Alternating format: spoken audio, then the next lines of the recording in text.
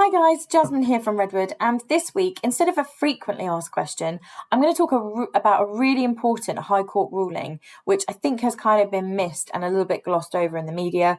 And there's potentially millions of people up and down the country who are due compensation as a result of this High Court ruling, and they don't know about it.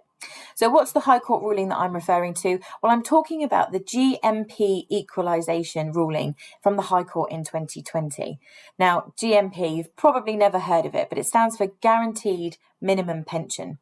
And for those of us that have ever had a final salary pension, even if we transferred it out of our final salary pension years ago, or even if we've already retired and we've started taking our final salary pension benefits, many final salary schemes had an element inside them that was building up called GMP, Guaranteed Minimum Pension.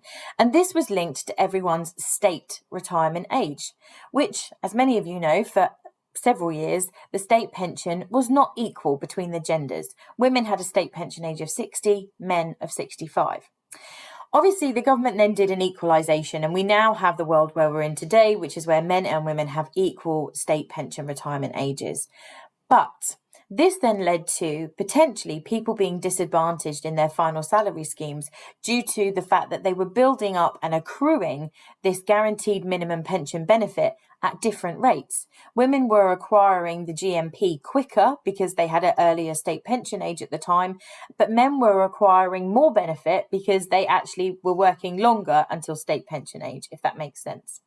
So there was a High Court ruling back in 2018 which said that anyone who takes their benefits or transfers their final salary after 2018, they have to make sure the GMP has been recalculated and equalised so that neither gender ends up disadvantaged, in line with the new state pension rules. However, the 2018 High Court ruling fell short of allowing anyone to go back who had previously, before 2018, taken their benefits or done a transfer. That all changed in 2020 with the second High Court ruling, which then insisted that people could seek compensation and redress regardless of when they did the final salary pension transfer or when they retired and started taking their pension benefits. So that really has opened up the floodgates. So the first thing is that if you've ever had a final salary pension, we need to find out, did you accrue any guaranteed minimum pension benefits? And when you then retired and started taking your benefits, or when you transferred out of the final salary, did the trustees of the final salary scheme make sure that they calculated it to equalise everyone's GMP basis due to the equalisation of the state pension age? If they did, great, then you're not going to be entitled to any compensation. But if they didn't, potentially there is thousands of pounds in compensation that you might be owed.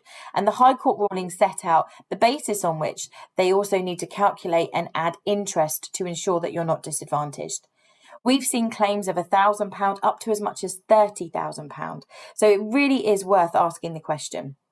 What we've done for our clients at Redwood is we've created a standard templated letter that you can complete with your details and send directly on to your final salary pension scheme providers, and simply ask the question. The worst that happens is you ask the question and they say no, they've looked at it and you're not entitled to anything. And the best thing that happens is they look into it, they recalculate it, and you might be in line for, as I say, quite a decent amount of compensation and redress to make sure that you haven't been financially disadvantaged. So that's the biggest message. Give us a call or drop us an email. We'll send you the template. We'll ask you a few questions to see if you meet the initial qualifying criteria, and then you can apply yourself directly with your pension schemes to see if there's anything to be had in terms of compensation and redress. Even if you've never had a final salary scheme pension before and this isn't applicable to you, please share this video and like it so that other people, friends and family who might have had final salary schemes can also benefit from hearing this and double checking to see whether or not they're due some compensation. That's it for me for this week, and I look forward to chatting with you again next week.